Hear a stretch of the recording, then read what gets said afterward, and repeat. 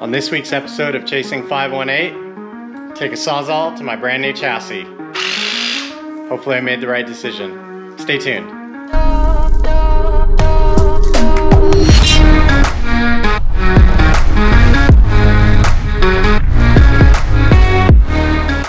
We are now working on, I think, our second Ultra4 chassis video for YouTube series. I made one video that I'll put a link at the end of this for when I went and picked up the new chassis. And here we are several months later, but we're finally getting things done on it. So this episode's gonna be all about the chassis revisions I had to make to get the 4-link set up and functioning properly up front. When we designed this chassis, I was originally going to use a Dana 60 that I already had. That completely changed. I've got a fabricated 9-inch housing now with a high pinion, and that's just been wrecking havoc on link clearance. So I'm going to show you what changes we're making here.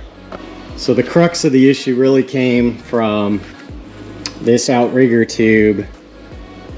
Came in, intersected here, but I couldn't raise this link high enough off the axle to clear the pinion support at bump and not crash into this tube. So what I went ahead and did was I cut the tube back here, used my TMR notcher on the chassis, clamped it to here, notched through here, and got these tubes prepped. Made a sleeve in my lathe because 188 wall, there's no tube OD that fits that well. I can show you that here.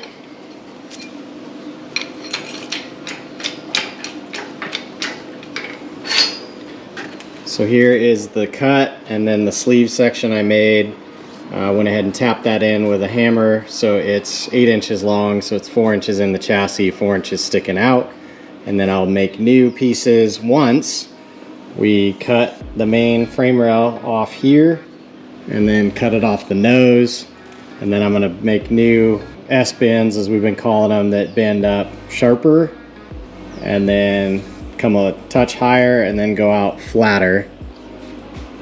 And then once those are on, then I'll make new outrigger pieces that tie back into that, and then we can get on with our business. So not ideal that you know, I had to cut into my pretty new chassis, but you know, I don't want to sacrifice any up travel while I build this thing. I want it to be, want this chassis to be everything it can be, and honestly that section right there was holding me back with these Spider Trax axles. So I'm just gonna make that revision and get on with it.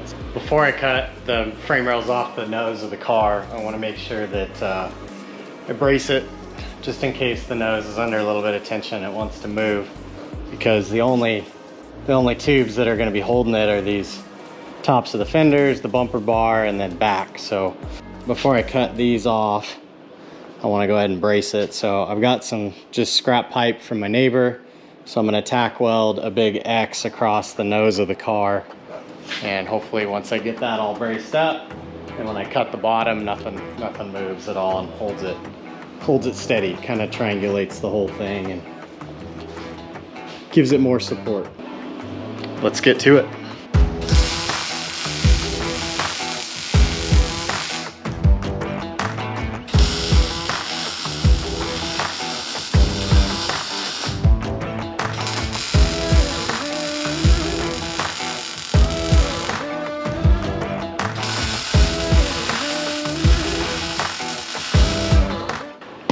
We are now braced. So built this very simple X. Should keep the nose square left to right, and then because it draws triangles like this, it should help keep it from rising or falling. So now we'll go ahead and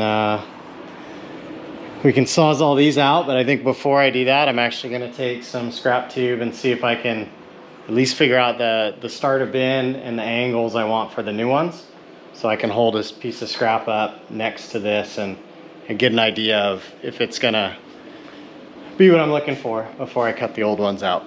Okay, here's the evolution of my progress. So this one is obviously what we cut off. It's too low through here, and then I think it's going to end up too low in here. So did this one first, way too much rise between the bends. Took 2 inches out of start of bend to start of bend measurement, but it only brought it down about 1.25 inches because it's moving at an angle. So I took out another 2 inches from start of bend to start of bend to bring it down again. And now I really like where this one sits. So of course this is impossible to get these to sit, but you can see I gained a full tube diameter and a little bit, and then, you know, essentially tube diameter everywhere else. So now that I've got a good sample, I'm going to go ahead and get out some real DOM and see if I can pull it off. About to make my first bend of the new frame rail. Figure I'll show you how I use the tubing bender. It's probably a better way to do it, but this is how I do it. So right now everything's loose. I've got my start of bend mark, but I got to take all the play out of it, so I run it up.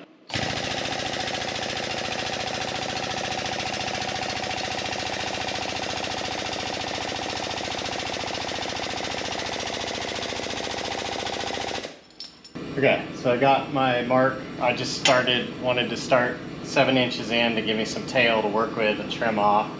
So I made a mark 7 inches in.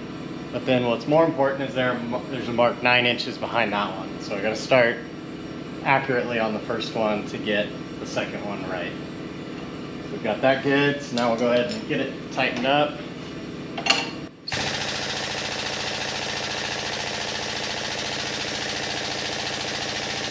Okay, now that the collar is tight, bring the bolt down.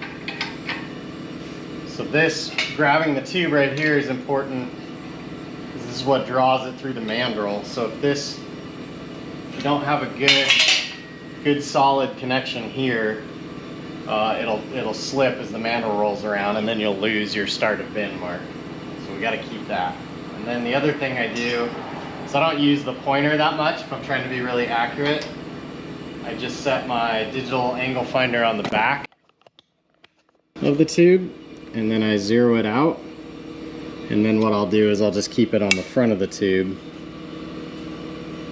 and that'll be how many degrees of bend I have.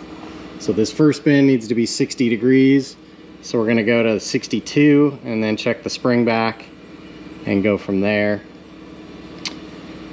And then once we get that, we'll loosen her all up, rotate it 180, get the other bend to 50, and then we'll have it.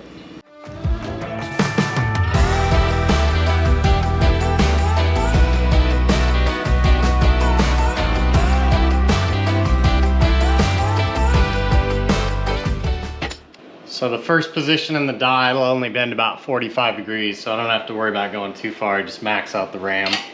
And we loosen it up, take the tension off the pin, reposition it for 15 more degrees to the next hole in the die.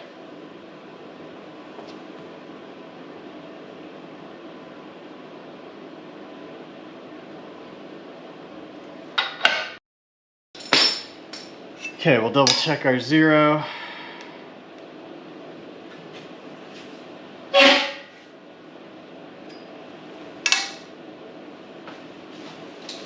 Back to bending.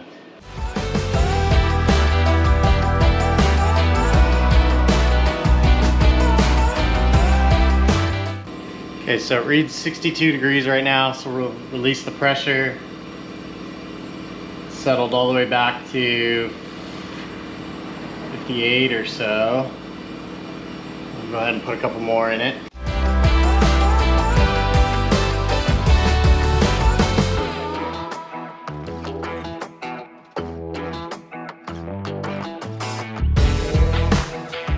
So we're 59.7 right there.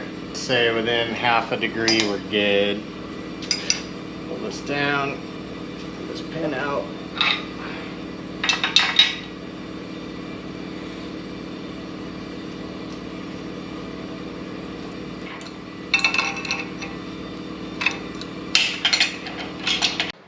Okay, ready to bend the the 50.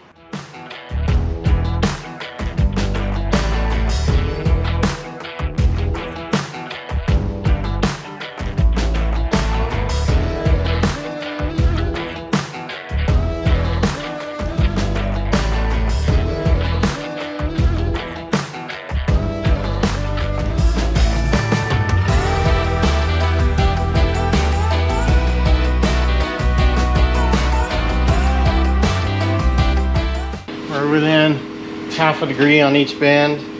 Hopefully the orientation, the clocking of them is right and they're on the same plane. Pull this out and test fit it up.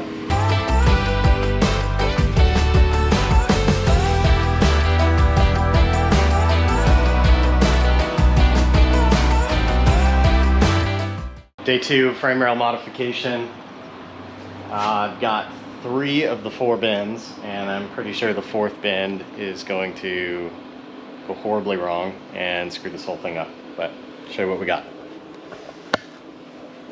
So we've got a 60 degree up, a 50 degree down, a 6 degree inward, and now I need to do roughly a 60 degree uphill that's also at an angle. So I clamped my plane of bend on and used a square to kind of shoot up to where I think it's going to be. So that should be kind of my square right there.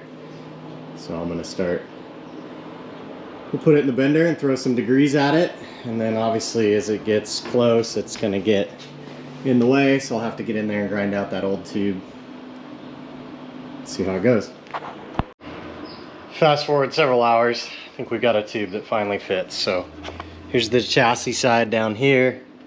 Got the plug welds in it. It's all cleaned up. Got all 4 bends. Here's the notch for the chassis side. Or, sorry, I should say the bumper side. So let me set up the camera and show you the little maneuver it takes to install this thing.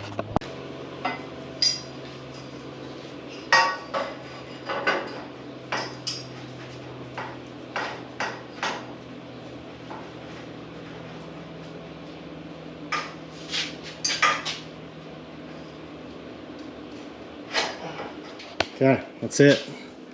Just goes up like that. Hopefully that shows. And then, I don't know if you can see it, but it's dead vertical. And then you've got your plug welds and then the gap to fill up there to burn it all in. Now all we got to do is the other side. Probably fast forward a lot through that one.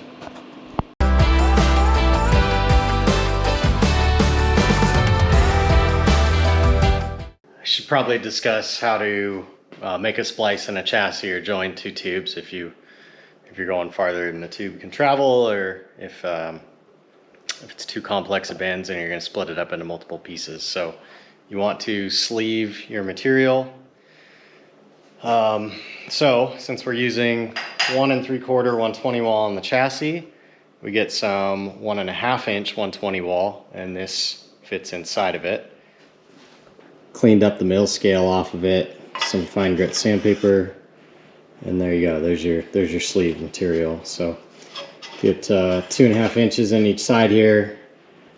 If you can run more splice, that's good, but I'm trying to get close to the start of bend, so I can only go so far. But like this joint here, this is an 8-inch piece, so there's 4 inches each side of the splice. This one's going to see a lot more load than this one ever will. This tube's a little bit distorted because of the welding that was done to it, so it's going to take a little bit of persuasion to get this in there, but it will fit. Working on the second frame rail, going really slow. You can always put more bend in it, but you can't take it back, right? So this, on the passenger side, this inward bend right here came out to about 9 degrees, but I don't want to assume that everything is so square that 9 is going to be right on the money, so I'm kind of creeping up on it. which means I'm going to put it back in the bender a couple of times. So we're at I think 6 or 7 degrees right now, and we're definitely still outboard of where we need to be. So slide it back in the bender and add another degree or two. One more bend to go. It's only like the most critical one. But I've got driver's side rail in. They're equal height. You can see that straight edge I laid on both tubes. So I gotta figure out what degree of rotation, and then I bent that one up at a 45 at. And didn't figure out how to measure that one. Try and duplicate it over here.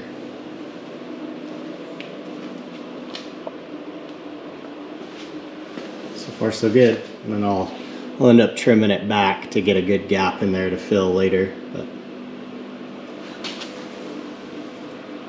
I thought I got both new frame rails on the first try, but I was wrong. I did the driver's side last night, and some dimension was off just enough, and no matter how many times I cut it, it was still too short. So I get to make another one. I figure it'll be a good opportunity to actually show you all the dimensions and how I get there. First time I started with 6 feet of tubing, and it ended up being a foot too much. So starting with 5 feet and a couple inches right now. And I'm gonna mark first bend 7 inches in, second bend 9 inches after that. And then the way I actually figured out the third one was after it was bent. So I have to bend it to mark the third one, and then I can mark the third and fourth after that, those first two. So get it marked up and get started.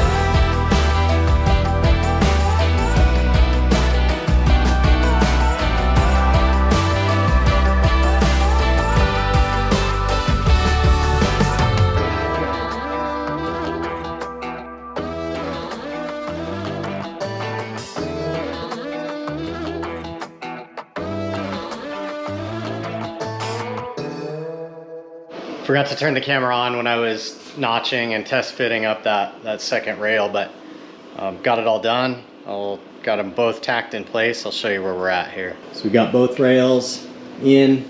The symmetry is insane. They're super good. I ended up making this one twice. I just wasn't real happy with the first version, so I did it again. So we're all notched up in there, ready to go. We got our sleeves ready for plug welds. Got tons of clearance now, link clearance. So now I got to work on getting some 188 bent up and tying back in up here, and make sure we clear the link. So let's get started on that. To figure out what bend I want, I'm going to try and match the back of the chassis. So put this protractor on the back. Measures about 114, which means it's bent 180 degrees minus 114, so about 65 degrees. So I'm going to go ahead and bend up a test piece at 65 degrees and see what it looks like. This was already bent a little bit. This was part of the frame rail I didn't like, so I'm trying to repurpose anything I can.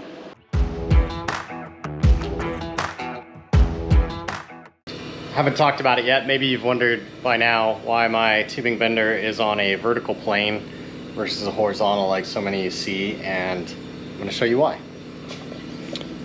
So traditionally when you mount it in horizontal, which you certainly can with this JD Model 32, you end up with a pointer, wire, and then you have to use the degree wheel. And at best, you can maybe see the difference between 1 or 2 degrees. But when you mount it vertical, you can use these digital levels. You can zero it out on the tail of your pipe, and then you can put it on the bend, and you can see very clearly how many degrees of bend you have. Now they actually somebody makes a kit, might be Swag or something. You can take this exact protractor and you can take the mechanism apart inside of it and mount it on the pin if you have yours mounted horizontal. But I think it's honestly easier just to have it in vertical. And then what it also helps you do is if you have 20 feet of pipe, you can have it running out that way, or 20 feet of tube, you can have it running out that way, and then your bend can go up. So until your pieces are taller than your ceiling, you're doing pretty good on space.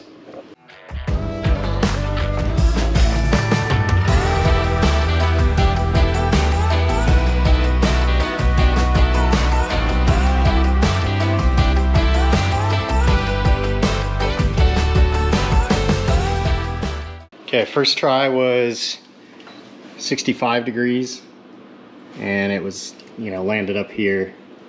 Bent it to 80, and now it lands right on the corner. And I think that's good, because anything more than that, and I think it just honestly looked kind of silly. So I think we'll do a 80-degree bend. It'll put it right on the corner, that intersection. Make the notch a little bit interesting, but I can just...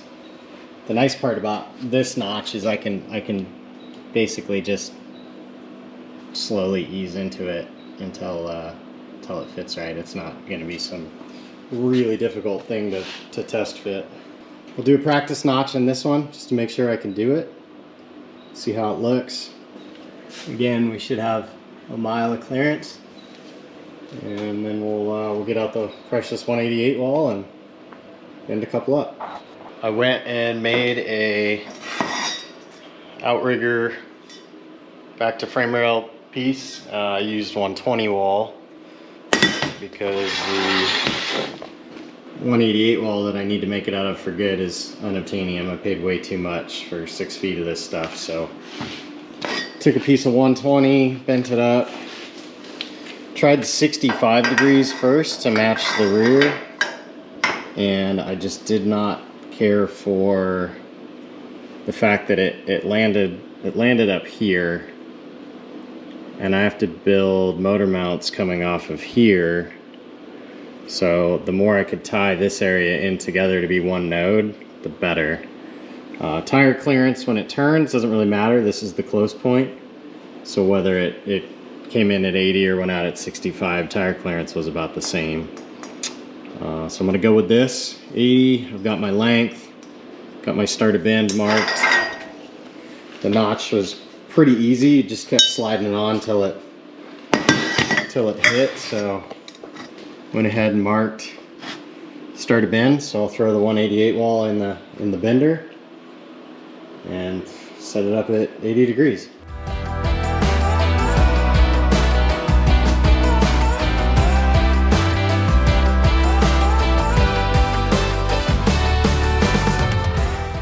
We're done. We got it. Well, we're not done. I've got one more tube to make, but I got the driver's side all finished up. Let's take a look. So here we go. Here's our outrigger patch. Got good notch all the way around. Got all the tube prepped. It goes in pretty easy. So again, 4 inches of sleeve on each side. It's drilled in 2 places for rosettes. It's all notched and clean.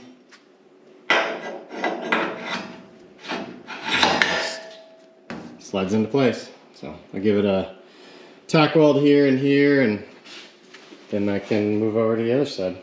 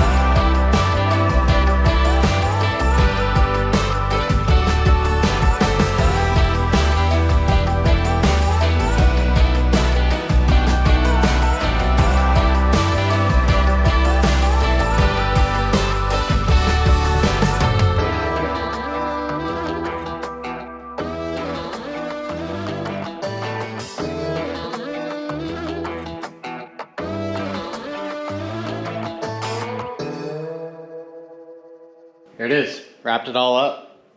Got both frame rails done. Got both outriggers put back in.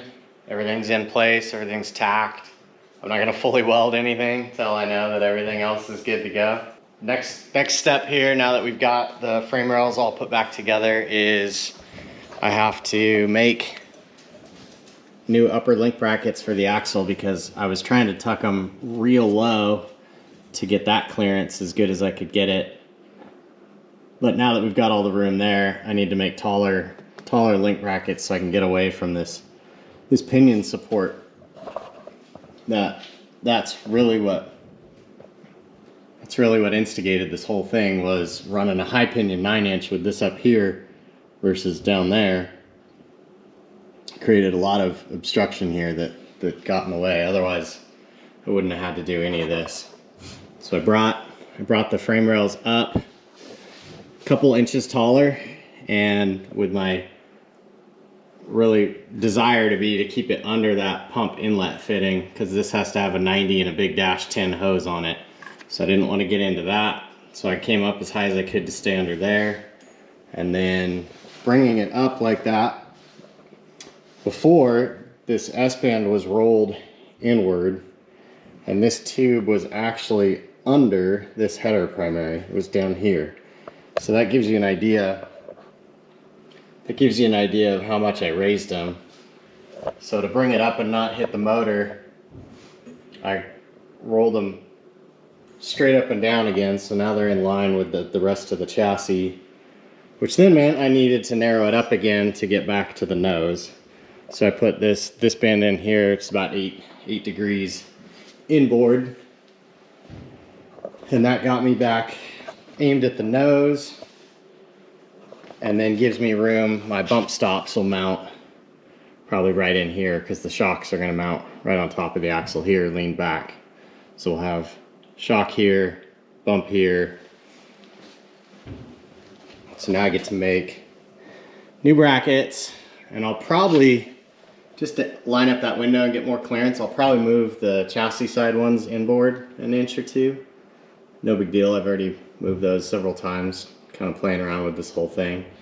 And then, you know, I think the next video might honestly be building the power steering ram mount and showing the math, getting that located up and down and forward and back, because I need the steering all figured out so I can get the tires turned and get all the articulation tested out. So there we go. That's this episode of Chasing 518. Thank you for watching. If you're not already, please subscribe, like this video, comment. Still trying to get to 1,000 subscribers, about 600 right now. So I appreciate everybody that is watching and has subscribed. Thank you guys very much. We're gonna do build videos on steering system, how to set up proper steering geometry, do build videos on how I got the 4-link geometry in the front and the rear. We're gonna do videos on, I'm gonna do a video on how to build the TMR trailing arms in the back. You know, then we'll be mounting bump stops, shocks, and then once we get all the moving parts situated, all the suspension and steering, we're really gonna start flying through stuff. We'll get all the other hard mounting stuff done: seats, fuel cell, radiator, spare tire. We'll build a dash, and then, you know, build exhaust. I've got drive shafts mocked up mostly. Gonna try and use the same length drive shaft front and rear so that I can just have 3 drive shafts made, a front, rear, and a spare. Yeah, gonna get this thing knocked out. We got some racing to do.